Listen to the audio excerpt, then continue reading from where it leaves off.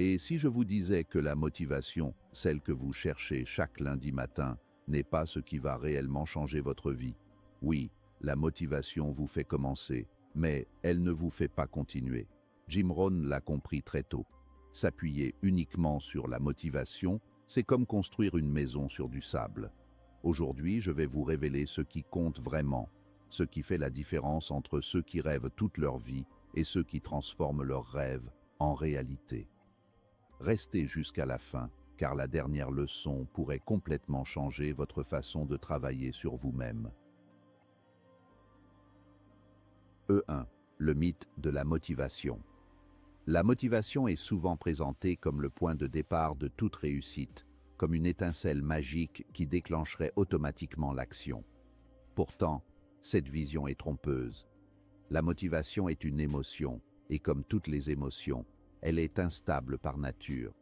Elle dépend de votre humeur, de votre énergie, de votre environnement, et même de facteurs que vous ne contrôlez pas, comme le sommeil ou les événements imprévus de la journée.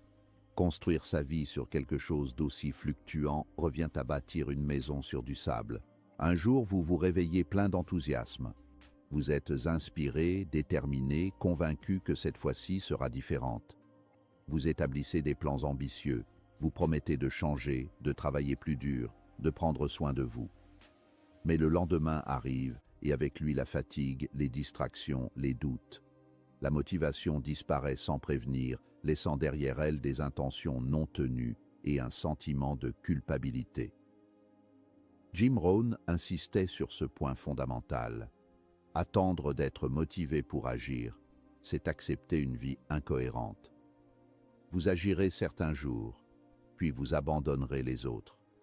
Vous commencerez des projets sans jamais les terminer. Vous avancerez par à-coups, toujours dépendant de votre état émotionnel du moment. Or, le succès ne se construit pas sur des élans sporadiques, mais sur une constance implacable. Le véritable problème avec la motivation, ce n'est pas qu'elle soit inutile, mais qu'on lui accorde trop de pouvoir. On la considère comme une condition préalable à l'action, alors qu'en réalité, elle devrait en être une conséquence. Jim Rohn enseignait que l'action précède souvent la motivation et non l'inverse. Ce n'est pas parce que vous êtes motivé que vous agissez, c'est parce que vous agissez que la motivation finit par apparaître. Lorsque vous attendez d'avoir envie de faire quelque chose, vous remettez votre avenir entre les mains de vos émotions. Et les émotions sont capricieuses. Elles changent avec le temps, l'âge, les circonstances. Elles ne sont pas conçues pour guider des décisions à long terme. Une vie dirigée uniquement par la motivation est une vie sans direction claire, sans structure, sans fondation solide. Jim Rohn rappelait que le succès repose moins sur ce que vous ressentez que sur ce que vous faites. Il y aura des jours où vous n'aurez aucune envie de travailler, d'apprendre, de persévérer. Pourtant, ce sont précisément ces jours-là qui font la différence. Faire ce qui est nécessaire quand vous n'en avez pas envie forge une force intérieure que la motivation seule ne peut jamais offrir. Comprendre le mythe de la motivation, c'est réaliser que l'inspiration est un bonus, pas une base. Elle peut embellir le chemin, mais elle ne doit jamais en être le moteur principal. Tant que vous continuerez à attendre le moment parfait, l'état d'esprit idéal ou l'énergie maximale, vous resterez bloqué dans l'attente. Et pendant que vous attendez, le temps passe. Le mythe de la motivation s'effondre dès que l'on accepte une vérité simple. La vie ne récompense pas ceux qui se sentent prêts, mais ceux qui agissent malgré l'inconfort. La motivation peut venir et partir, mais votre engagement envers vos objectifs doit rester ferme. C'est à partir de cette prise de conscience que commence la véritable transformation. 2. La discipline, le vrai moteur. La discipline est souvent perçue comme quelque chose de rigide, de contraignant, voire de désagréable. Pourtant, Jim Rohn la décrivait comme la plus grande forme de liberté. La discipline, ce n'est pas se punir, c'est se respecter suffisamment pour faire ce qui doit être fait, même lorsque l'envie n'est pas au rendez-vous. C'est le choix conscient de privilégier le long terme plutôt que le confort immédiat. Contrairement à la motivation, la discipline ne dépend pas de l'humeur. Elle ne demande pas d'être inspiré, énergique ou enthousiaste. Elle demande seulement une décision, celle d'agir quoi qu'il arrive. Cette décision, répétée jour après jour, devient une force silencieuse mais puissante. Là où la motivation fluctue, la discipline reste stable. La discipline transforme des actions simples en résultats extraordinaires. Se lever un peu plus tôt, lire quelques pages, s'entraîner même quand on est fatigué, économiser régulièrement de petites sommes. Aucune de ces actions n'est spectaculaire prise isolément. Pourtant, leur répétition crée une dynamique irréversible. Jim Rohn insistait sur le fait que le succès est le résultat de choses ordinaires faites de manière extraordinaire. Faire preuve de discipline, c'est accepter l'inconfort temporaire pour éviter la souffrance permanente. Car l'absence de discipline a aussi un prix. Elle mène au regret, à la frustration, à la sensation d'avoir laissé passer sa vie sans exploiter son potentiel. La discipline est difficile au début, mais facile à long terme. L'indiscipline est facile au début, mais douloureuse à long terme. La discipline construit le caractère. Chaque fois que vous faites ce que vous avez dit que vous feriez, même sans motivation, vous renforcez votre identité. Vous devenez quelqu'un de fiable, d'intègre, de constant. Vous commencez à vous faire confiance. Et cette confiance en soi devient un avantage immense dans tous les domaines de la vie. Jim Rohn expliquait que le succès n'est pas quelque chose que l'on poursuit, mais quelque chose que l'on attire en devenant la bonne personne. La discipline est l'outil principal de cette transformation. Elle façonne votre façon de penser, votre manière de travailler, votre rapport au temps et à l'effort. Elle vous transforme de l'intérieur. Il est important de comprendre que la discipline ne signifie pas perfection. Elle ne demande pas d'être irréprochable, mais d'être constant. Il y aura des erreurs, des retards, des journées moins productives. Mais la discipline consiste à revenir au processus encore et encore, sans abandonner. En fin de compte, la discipline est le véritable moteur du progrès. Elle ne fait pas de bruit, elle ne cherche pas l'attention, mais elle avance toujours. Là où la motivation vous pousse occasionnellement, la discipline vous porte sur toute la durée du chemin, et c'est elle bien plus que l'inspiration qui transforme les rêves en réalité. 3. Les habitudes façonnent votre avenir. Jim Rohn disait souvent que nous sommes le résultat de nos habitudes. Cette phrase, simple en apparence, contient une vérité profonde. Votre vie actuelle est le produit de ce que vous faites chaque jour, consciemment ou non. Vos habitudes déterminent votre santé, vos finances, vos relations et même votre état d'esprit. Elles sont les briques invisibles avec lesquelles vous construisez votre avenir. Beaucoup de personnes pensent que le changement passe par de grandes décisions spectaculaires. En réalité, ce sont les petites actions répétées qui ont le plus d'impact. Lire quelques pages par jour peut sembler insignifiant, mais sur plusieurs années, cela représente des dizaines de livres et une transformation intellectuelle majeure. Ce sont ces petits choix quotidiens qui créent des écarts immenses avec le temps. Les habitudes fonctionnent comme un effet cumulatif. Chaque action prise isolément a peu de poids, mais leur accumulation devient écrasante. Jim Rohn comparait souvent cela aux intérêts composés. Ce n'est pas l'action d'un jour qui change une vie, mais la répétition constante sur une longue période. De mauvaises habitudes produisent aussi des résultats, même si on ne les remarque pas immédiatement. Remettre au lendemain, négliger sa santé, éviter l'effort. Ces comportements semblent anodins sur le moment, mais ils finissent par façonner une réalité dont on n'est pas fier. Les habitudes sont neutres, elles travaillent pour vous ou contre vous. Changer sa vie ne signifie donc pas tout bouleverser du jour au lendemain, mais changer ses habitudes une par une. Introduire une meilleure routine matinale, consacrer du temps à l'apprentissage, améliorer progressivement son état d'esprit. Jim Rohn insistait sur le fait que le progrès durable est souvent discret, presque invisible au début. Les habitudes libèrent aussi de l'énergie mentale. Une fois qu'un comportement devient automatique, il ne demande plus d'efforts conscients. Cela permet de se concentrer sur des objectifs plus élevés. La discipline initiale crée des habitudes, et les habitudes créent la liberté. Il est essentiel de choisir ses habitudes avec intention. Chaque jour, vous votez pour la personne que vous devenez par vos actions. Même les jours ordinaires comptent. Même lorsque personne ne regarde.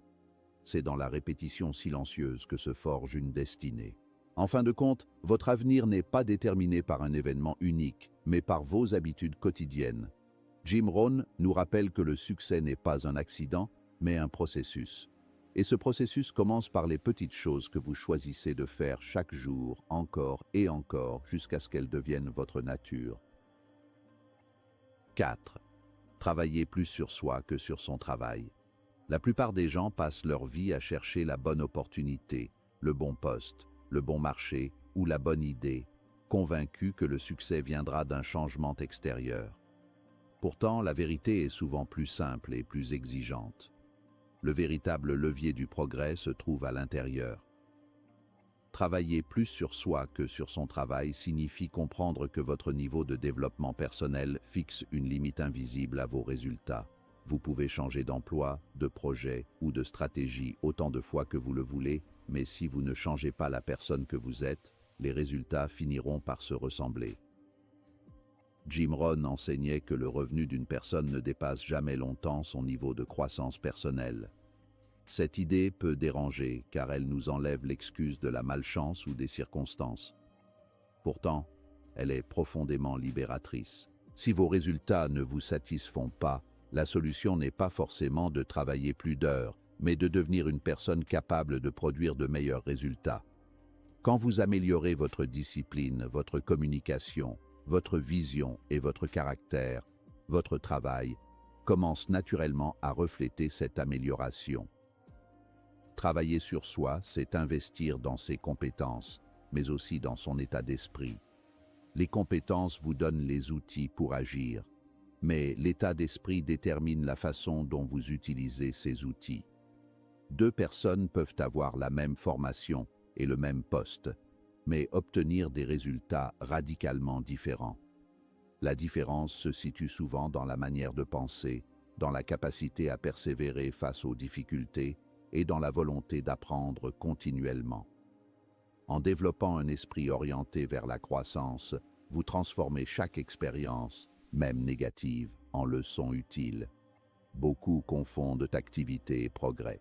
Ils sont constamment occupés, toujours pressés, mais rarement transformés. Travailler sur soi demande parfois de ralentir pour réfléchir, lire, observer et se remettre en question. Cela peut sembler improductif à court terme, mais c'est un accélérateur puissant à long terme. Une heure passée à améliorer votre manière de penser peut valoir plus que 10 heures passées à répéter les mêmes actions inefficaces.